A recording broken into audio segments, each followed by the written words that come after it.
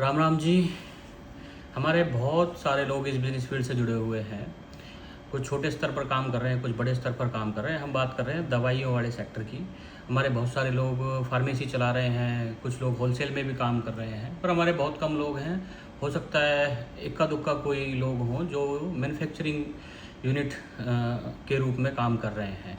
ये Jat trade centre का north east का टूर है और इसमें हमारे साथ यशपाल चौधरी जी हैं, जो कि बेसिकली तो मथुरा से हैं और गुवाहाटी में जो है एक एलोपैथिक मैन्युफैक्चरिंग यूनिट है। भाई साहब भी अपना परिचय बताएंगे अच्छे से, और फिर हम इस बिज़नेस फील्ड को में आपके लिए क्या अवसर हैं, क्या स्कोप है, क्योंकि हमारे लोगों के पास पूंजी होती है, पूंजी की कमी नहीं है, बस एक रास्ते की कमी है। उनको एक गाइडेंस और इस फील्ड से जुड़ी हुई जो जानकारियाँ हैं वो हम कोशिश करेंगे एक छोटी सी वीडियो में आपके साथ साझा करें। जी भाई साहब, राम राम।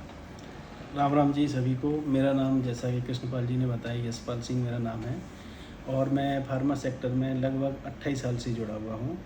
इसमें मैं अलग अलग सेक्शंस में, अलग अलग मैन्युफैक्चरिंग यूनिट में मैंने काम किया है। वर्तमान में मैं गुवाहाटी में एक मैन्युफैक्चरिंग प्लांट को हेड कर रहा हूँ as a general manager plant. यहाँ पे oral liquid and oral solid का हमारा ये प्लांट है। हम अगर बात करें कि हमारा फार्मा सेक्टर में हमारा कम्युनिटी का कंट्रीब्यूशन का, तो वाकई में वो थोड़ा सा कम है और उसके पीछे मुझे ऐसा लगता है कि थोड़ी बहुत हम लोगों में अवेयरनेस की कमी है। तो अगर हम अवेयरनेस रखेंगे इस चीज़ में तो आगे हम इस फील्ड में भी बहुत अच्छा कर सकते हैं, क्योंकि मेरे कई जानने वाले हैं जो इस सेक्टर में अच्छी अच्छी पोस्टों पे, अच्छी अच्छी जगह पे काम कर रहे हैं और वो समय पे भी गाइडेंस और हेल्प करने के लिए तैयार हैं। इसी तरीके से मैं भी अपने जो भाई लोग इस फील्ड में आना चाहते हैं या जो युवा इस फील्ड में आना चाहते हैं, उनकी किसी भी तरह की मेरे से जो हेल्प होगी, टेक्निकल गाइडेंस की, या कहाँ प्लांट लगाया जाए, किस तरह का प्लांट लगाया जाए, या फार्मा सेक्टर में किस लेवल पे हम अपनी एंट्री कर सकते हैं। मार्केटिंग कंपनी है, पीसीडी कंपनी है या मैन्युफैक्चरिंग कंपनी है, तो उस तरीके से हम कर सकते हैं। इसमें आने वाले टाइम पे जो ग्लोबली मेडिसिन में इंडिया काफ़ी ग्रोथ करने वाला है, ये हम लोगों को भी अभी लग रहा है और आगे ऐसा होने वाला है। तो उसमें क्या है कि एक्सपोर्ट की भी बहुत ज़्यादा चांसेज हैं। तो अगर हम छोटी छोटी सी चीज़ें उन पर ध्यान देंगे तो वो चीज़ें भी हमें ईजीली अचीव हो सकती हैं।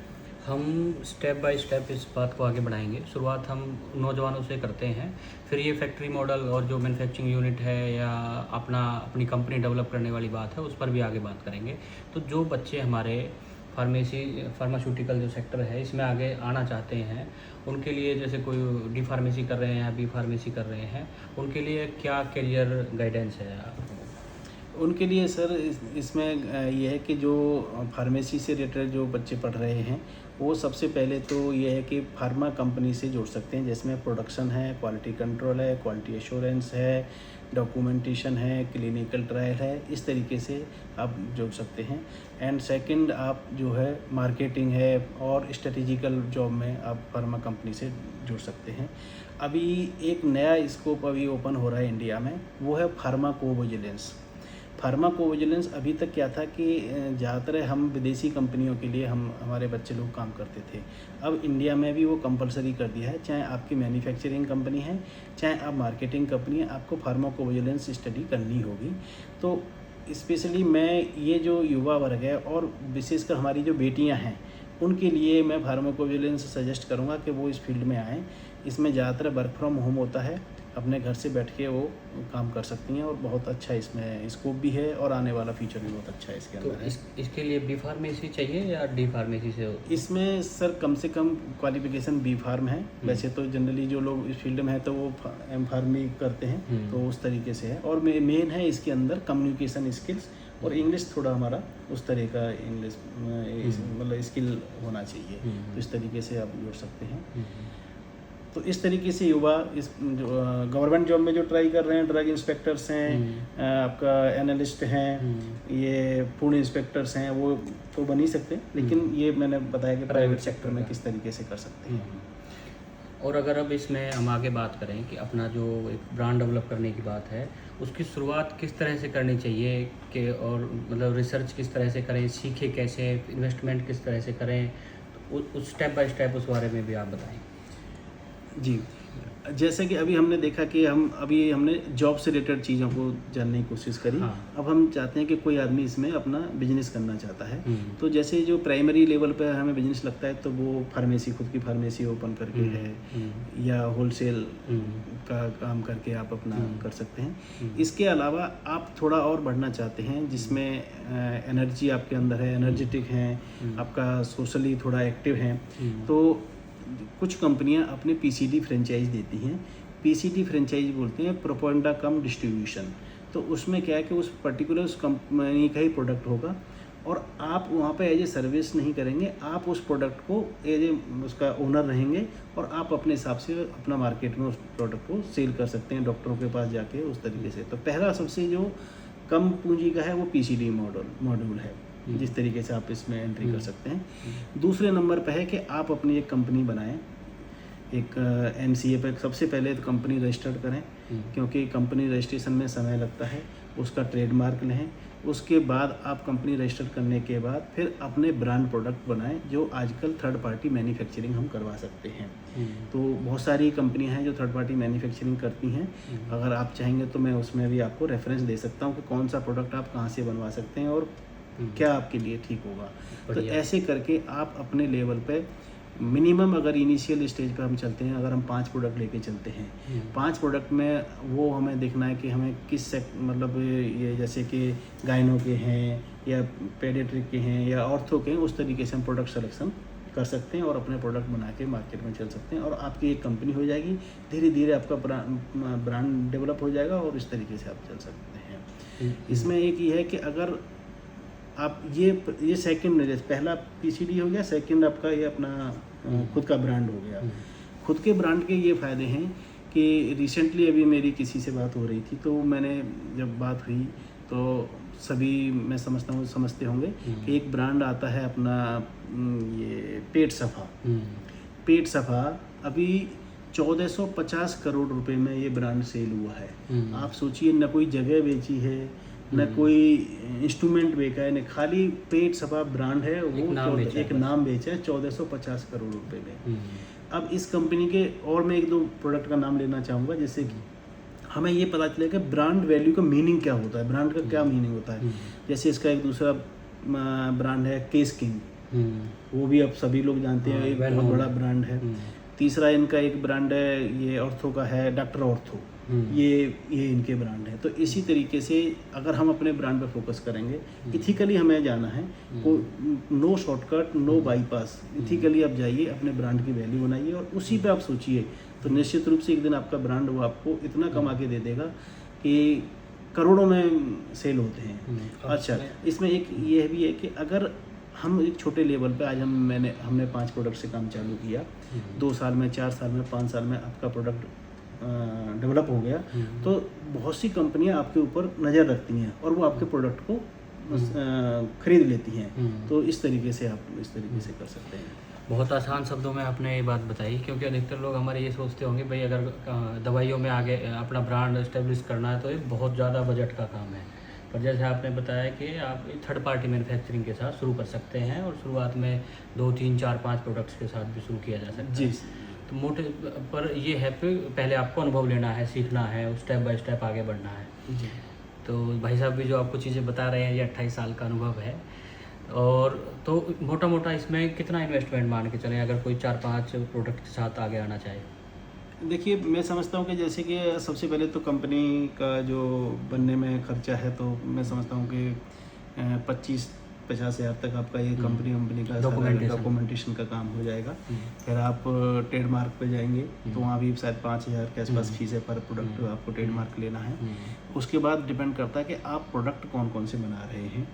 तो जनरली जो थर्ड पार्टी मैन्युफैक्चरिंग कंपनी है, तो उनके एक MOQ होते हैं, मिनिमम ऑर्डर क्वांटिटी, तो वो उस हिसाब से बनाती हैं। तो वो जैसे हम 500 बॉक्स बनवा रहे हैं किसी के, तो 500 बॉक्स पे वो जैसे पैकिंग चार्जेस कम लेती हैं, पैकिंग चार्जेस नहीं लेती हैं, डेवलपमेंट चार्जेस नहीं लेती हैं। तो 500 बॉक्स के हिसाब से आप बनवाते हैं। तो जैसे आजकल सभी जानते हैं कि वो एक हम गैस का कैप्सूल की बात, जो जनरली हम घर में यूज हो रहा है, वो लेते हैं। तो अगर वो लेके चलें तो उनका 500 बॉक्स का जो बैच है वो ऐसा कोई तकरीबन 1 लाख के आसपास आपका वो बन जाएगा। तो मतलब 4-5-6 लाख में आपका काम उस तरीके से आपका शुरू कर सकते हैं। बाकी धीरे धीरे फिर जैसे भी 5-6 लाख तो बहुत सारे भाइयों के पास हो सकते हैं, उन्हें लगेगा भाई कल ही हम ये शुरू कर लें। उससे पहले क्या क्या करना है? उससे पहले तो सबसे पहले तो देखो, जैसे मैंने बताया, आपको कंपनी बनानी है, अपना ब्रांड बनाना है, ब्रांड को रजिस्टर्ड करना है। ब्रांड बनाने में कोई ऐसा यूनिक नाम होना चाहिए कि जो लोगों के इजीली समझ में आए और उसका हाँ इस तरह से कुछ जैसे वो नाम है उस तरह का नाम हो। उसके बाद फिर आपको अपना मार्केट डेवलप करना है, तो वो एक टास्क है। तो वो ब्रांड बनाने से पहले मार्केट डेवलप करें हम, या हाँ मार्केट तो आपको पहले ही डेवलप करना है। तो उसीलिए मैंने आप शुरू में बताया था कि पीसीडी कंपनी चला के जब हम पीसीडी रन करने लग जाएंगे तो हमें मार्केट का वैल्यू पता चल जाएगा। फिर हमें प्रोडक्ट सिलेक्शन में इजी रहेगा कि यहाँ कहाँ पे कौन सा प्रोडक्ट चल रहा है, कौन से टेरिटरी में कौन सा प्रोडक्ट चल रहा है। तो उस हिसाब से हम अपना आराम से काम चालू कर सकते हैं, डॉक्टर्स को, डिस्पेंसरी जो फार्मेसी में, इस तरीके से। या फिर जो बच्चे हैं हमारे जिन्होंने ये कोर्सेज किए हैं, डिग्री की है, डिप्लोमा किया है, वो जॉब कर लें चाहे तो एमआर के रूप में या किसी और तरीके की, ताकि उन मार्केट की नॉलेज हो जाए और एक रिलेशन बिल्ड हो लोगों के साथ। हाँ, मैं इस बारे में ये ज़रूर कहूँगा कि जो युवा है बेहतर अगर मार्केट को समझना है तो उसे नौकरी करनी चाहिए। चाहे वो नौकरी मार्केटिंग की हो, चाहे वो कहीं होलसेल्स के यहाँ पे हो या किसी कंपनी में हो, तो उस तरीके से वो जुड़ के काम कर सकता है। इसमें स्कोप बहुत है। इसमें कृष्णपाल जी, एक जो मार्केटिंग का आप अपना ब्रांड प्रचार कर रहे हैं वो भी है, साथ ही साथ आप ऑनलाइन प्लेटफॉर्म्स हैं, आप प्रोडक्ट को अपना वहाँ पे डिस्प्ले कर सकते हैं और वहाँ पे आप सेल कर सकते हैं। तो इस तरीके से वो अच्छा हो जाता है। प्लस इसमें एक और भी है, अगर मानो बड़े हॉस्पिटल से आपका सेटिंग हो जाता है तो आपको बल्क में ऑर्डर मिल सकते हैं। तो ये काम शुरुआत से करेंगे तो थोड़ा इजी मतलब बस शुरू से ही अपना एक विज़न बनाएं। आप जॉब भी करें तो विज़न के साथ करें कि भाई हमें कहाँ जाना है, और उसी तरीके से धीरे धीरे आगे बढ़ते रहें। इससे जुड़ी किसी भी जानकारी के लिए आप यशपाल जी को संपर्क कर सकते हो, हम कॉन्टैक्ट डिटेल डाल देंगे। और कुछ बातें अगर आप मैं इसमें और एक दो पॉइंट और ऐड करना चाहूँगा कि अभी हमने जैसे पहली कैटेगरी थी कि जॉब, दूसरी कैटेगरी थी कि हमारा काम जैसे फार्मेसी या होलसेल, तीसरी कैटेगरी में पीसीडी, देन आपका प्रोडक्ट ब्रांड हो गया। तो इसमें क्या है कि अगर जैसे ही आप और इन्वॉल्व इसमें होंगे तो एक्सपोर्ट के भी आपके लिए रास्ते बहुत खुलते हैं। उसमें भी सेम प्रोसीजर है, आप कंपनी आपकी बनाएंगे, आपको बाहर बायर सर्च करना है। तो जब आप इस चीज़ में इन्वॉल्व होंगे तो आपको भी लोग देख रहे होंगे दुनिया में। ऐसा नहीं है कि मतलब आप ही देख रहे हो दुनिया को, दुनिया में आपको भी लोग देख रहे होंगे। तो अगर एक्सपोर्ट आपके शुरू कर देते हैं तो एक्सपोर्ट में सभी जानते हैं कि पैसा एडवांस में आता है और बहुत सारे बेनिफिट एक्सपोर्ट में हमें मिलते हैं। तो एक्सपोर्ट में जो ये चीज़ है, जैसे मान लो शुरुआत में किसी ने शुरू किया, थर्ड पार्टी मैन्युफैक्चरिंग के साथ शुरू किया, तो इस चीज़ का कोई एक्सपोर्ट के टाइम कुछ नेगेटिव वो तो नहीं आता इम्पैक्ट कि भाई ये थर्ड पार्टी मैन्युफैक्चरिंग प्रोडक्ट है? नहीं, ऐसा कुछ नहीं है। वो ब्रांड है आपका, आप जो एक्सपोर्ट कर रहे हैं आपका अपना ब्रांड कर रहे हैं। वो ज़रूरी नहीं है आपके पास कि उसके लिए मैन्युफैक्चरिंग यूनिट हो, आप थर्ड पार्टी बना के भी कर लेंगे। अब ये एक्चुअली क्या, एक्सपोर्ट का जो टॉपिक है वो अपने आप में बहुत बड़ा टॉपिक है। कभी अगली क्लास में हम लोग आगे एक वर्कशॉप भी रखेंगे, फार्मास्यूटिकल, आयुर्वेदिक। एक्सपोर्ट में एक और है कि जनरली जो फार्मास्यूटिकल्स प्रोडक्ट एक्सपोर्ट होते हैं वो न्यूट्रल कोड पे एक्सपोर्ट होते हैं। न्यूट्रल कोड पे मतलब ये है कि जो मैन्युफैक्चरर, जो बायर, कुछ बायर ऐसे होते हैं कि वो मैन्युफैक्चरर का नाम नहीं आने देते। तो जैसे मानो सपोज करो मैंने आप बायर हैं और आपने मेरे यहाँ पे मटेरियल बनाया और मैंने सेल कर दिया, तो मेरा नाम कहीं नहीं आएगा, मेरा एड्रेस कहीं नहीं आएगा, खाली एक न्यूट्रल कोड आएगा और मैन्युफैक्चर्ड बाय कृष्णपाल फार्मा या इस तरीके से। लीगल है ये भी? पूरी तरीके से लीगल है। ठीक है, किसी भी तरीके से कोई भी जानकारी, बट ये एक हमारा विजन और मिशन इस तरह का होना चाहिए। हम उन चीज़ों तक पहुंच नहीं पाते जहां स्कोप है, वहां तक तो हम पहुंच ही नहीं पाते कि यहाँ पे हमें वो चीज़ें अच्छी मिल सकती हैं। अच्छा, जैसे ये तो और जो एक आगे की बात करें यदि, जी, तो जो मैन्युफैक्चरिंग प्लांट अगर कोई लगाना चाहे अपना भाई, क्योंकि बहुत सारे लोग हैं जो इस वीडियो को देख रहे होंगे, उनके पास बजट भी है और हो सकता है कुछ मैन्युफैक्चरिंग अलग तरह की वो कर रहे हो, तो इस बिजनेस को लेकर क्या स्कोप है मैन्युफैक्चरिंग यूनिट की अगर बात करें तो? मैन्युफैक्चरिंग यूनिट की अगर हम बात करें तो सबसे पहले तो ये है कि हमें मैन्युफैक्चरिंग प्लांट लगाना कहाँ है, तो उसकी एक DPR detail product project report बनती है। वो रिपोर्ट बनने के बाद जो स्टेट ड्रग डिपार्टमेंट होता है वहाँ हमें सबमिट करनी होती है। बाकी जो इंडस्ट्रियल लेवल पे जो और डिपार्टमेंट है वहाँ से हमें संपर्क करना पड़ता है। उसके बाद आपकी जो कुछ आपको एरिया डिसाइड करने के बाद फिर आप किस सेक्शन का लगाना चाहते हैं, टैबलेट है, कैप्सूल है, ointment, cream, lotion, syrup, injectable, इन सब के हिसाब से फिर डिसाइड होता है उसका। तो वो थोड़ा सा अमाउंट उसमें है, बट नो डाउट इसको बहुत उसमें अच्छा है।